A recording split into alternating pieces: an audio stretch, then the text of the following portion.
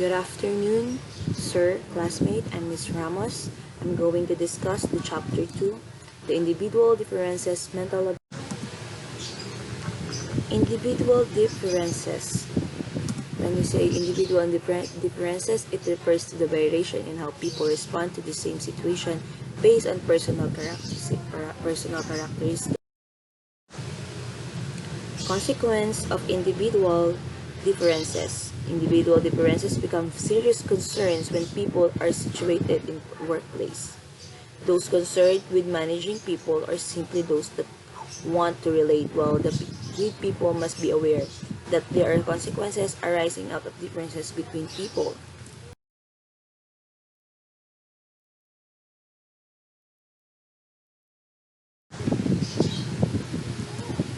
People differ in productivity. Productivity refers to the rate of output.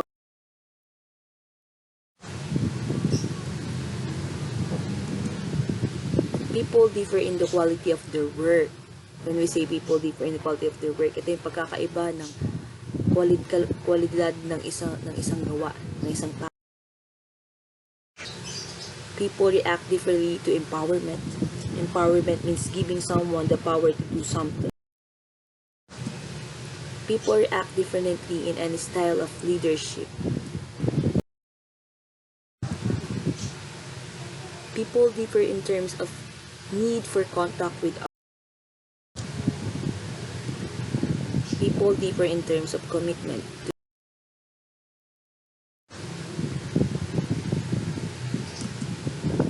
People differ in terms of level of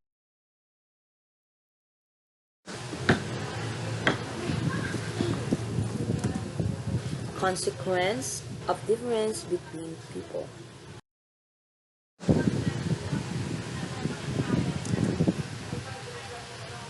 Culture. Difference in job performances and behavior are some caused by. And we have the two dimension of culture.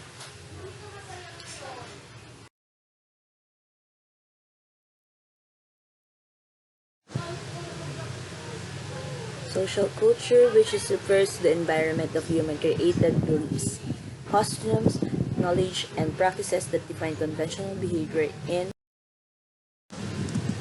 organizational culture. Is the set of values, beliefs, and norms that's shared among the members of. We have also the aptitude, defined as the capacity of a person to learn or acquire skills. Ability refers to an individual capacity to perform the various tasks in job. Aptitude and abilities are very important considerations when people are considered for employment in organization.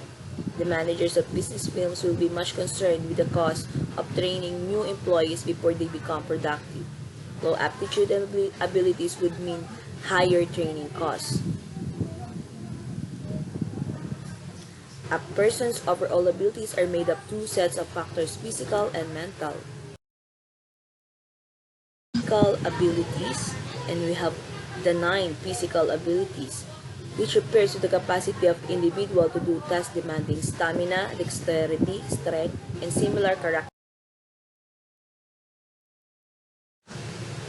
Dynamic strength. This is the ability to exert muscular force repeatedly or continuously over time.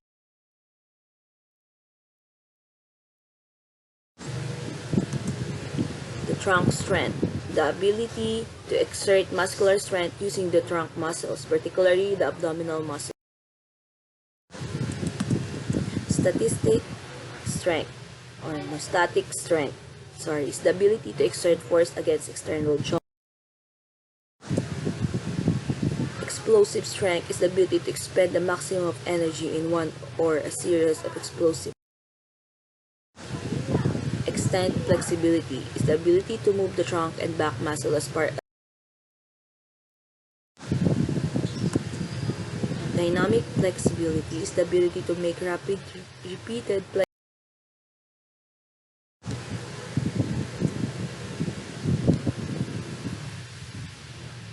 Body coordination is the ability to coordinate the simultaneous action of deeper parts of the body. Balance is the ability to maintain equilibrium despite stamina is the ability to continue maximum effort requiring prolonged effort over time. Individuals will differ as to the extent by which one can perform any of the physical abilities. Intellectual or mental ability of a person, also referred to as intelligence, is one of the major sources of individual differences. Intellectual ability is the person's capacity to do mental activities such as thinking, reasoning, and problem solving. Dimensions of intellectual ability. The intelligence is composed of 4 subparts, which are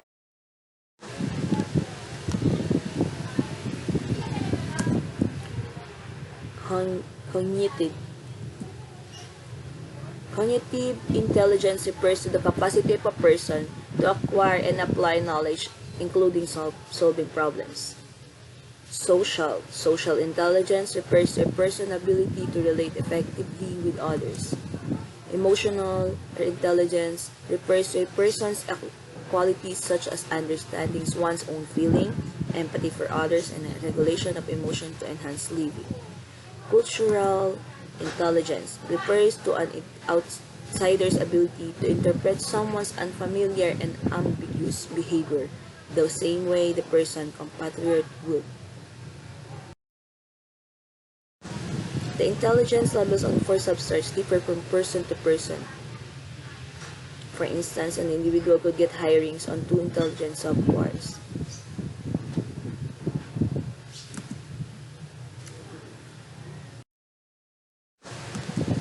The Triadic Theory of Intelligence by Robert Sternberg.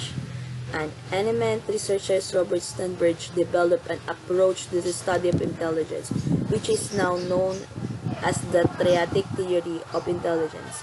He maintains that there are 3 important parts of intelligence, namely the intelligence, experimental intelligence, and contextual intelligence.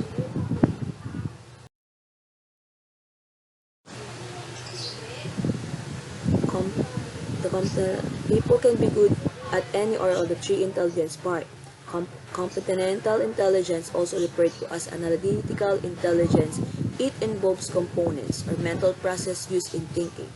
This is a traditional type of intelligence needed for solving difficult problems with abstract reasoning.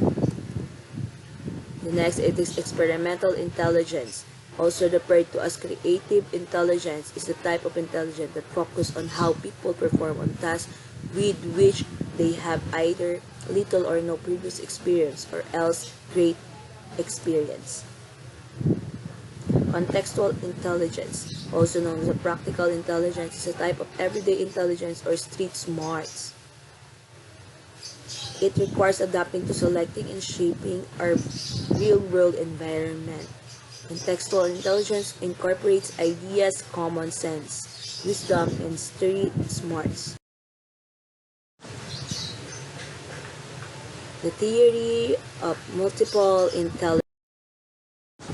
Another eminent researcher, Howard Gardner, developed a very useful means of understanding intelligence. It is referred to as the theory of multiple intelligence. He proposes the 8 components intelligence, which is a process of varying degrees. The linguistic.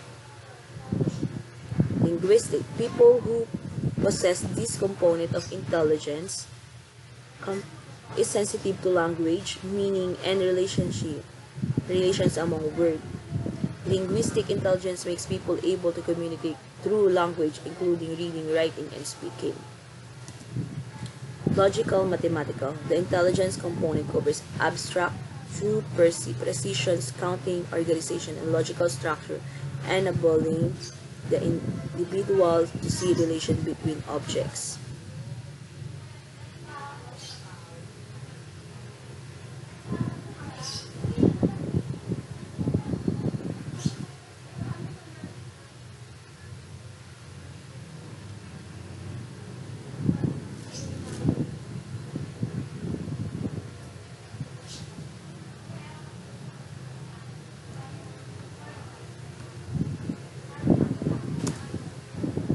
Musical, the intelligence component gives people the capacity to create and understand meaning made of sounds and to enjoy different types of music. Spatial. This intelligence component enables people to perceive and manipulate images in their brain and to recreate them from memory, such as making graphic designs. Bodily kinesthetic. The intelligence enables people to use their body and perceptual and motor system in skilled ways, such as dancing, playing sport, and expressing emotion through facial expression. Interpersonal. The person with this kind of intelligence has highly accurate understanding of himself or herself. Interpersonal. This intelligence component makes it possible for a person to recognize and make distinct among the feelings, motivates, and intention of others, as in managing people and parenting childhood. Lastly, the naturalist. A person with intelligence possesses the ability to see patterns in the external physical environment. As a result, the opportunity to enrich all the other 7 intelligence provides. The components of various tiers of intelligence.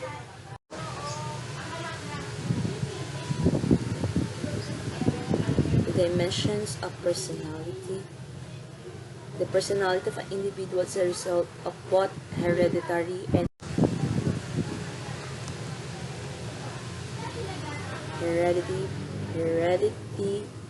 hereditary factors.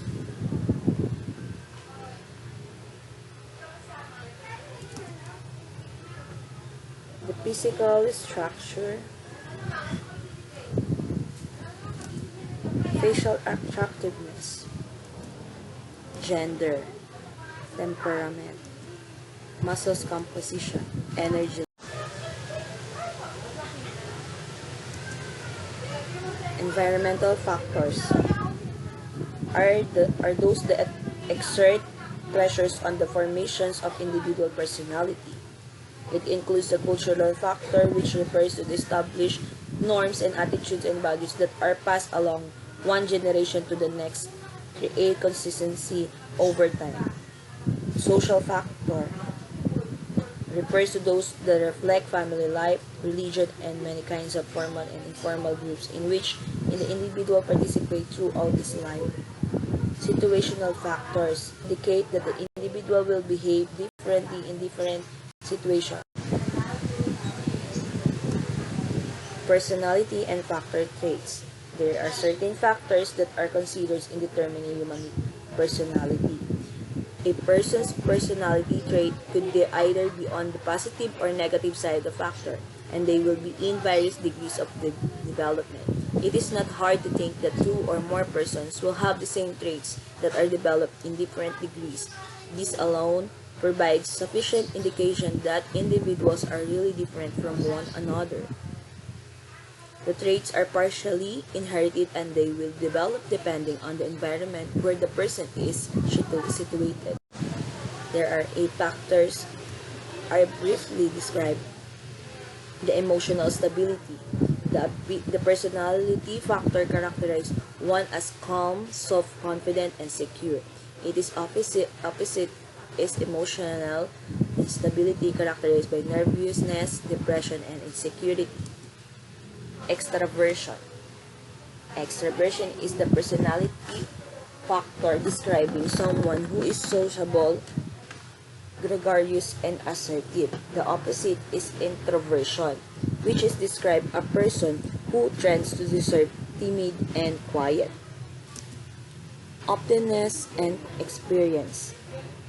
This is personality factor describing a person who is imaginative, cultured, curious, originally, broad-minded, intelligent, and artistically sensitive. The opposite is the person who is conventional and find comfort in the familiar. Agreeableness. This factor refers to the person's interpersonal orientation.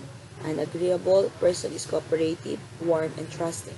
The person who is not agreeable is cold, disagreeable, and antagonistic.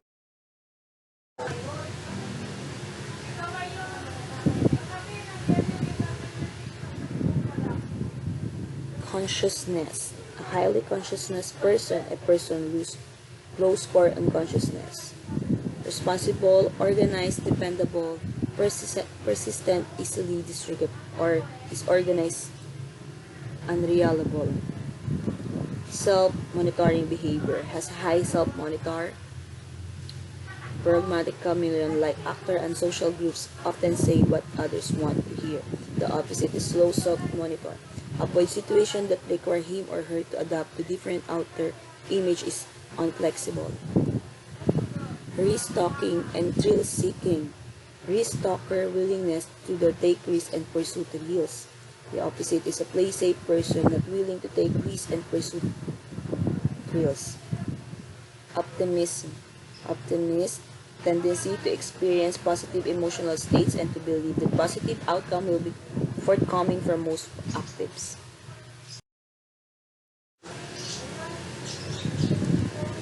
Emotional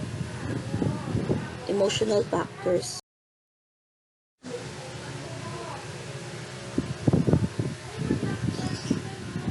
Positive personality factors, a combination with partial intelligence, can work wonders for the person and for the most part will be limited only by how or his or her emotion will allow.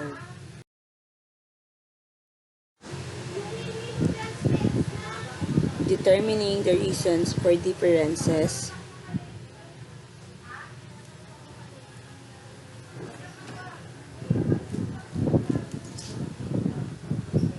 Sense of sight. Sense of sight. People differ in what they actually see. Sense of hearing. People differ in their ability to hear. Some people may not be able to distinguish one or from one another. Sense of taste. A person's tongues may be sensitive prior to taste, and this makes him or her different from another person who is less sensitive to taste. Sense of smell. People have different degrees of sensitivity to smell. Those with excellent sense of smell would fit in the jobs related to the manufacture of perfume, soap, foods, and some others. Sense of touch.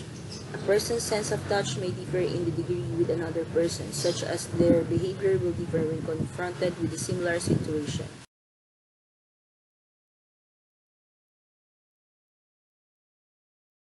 This asked,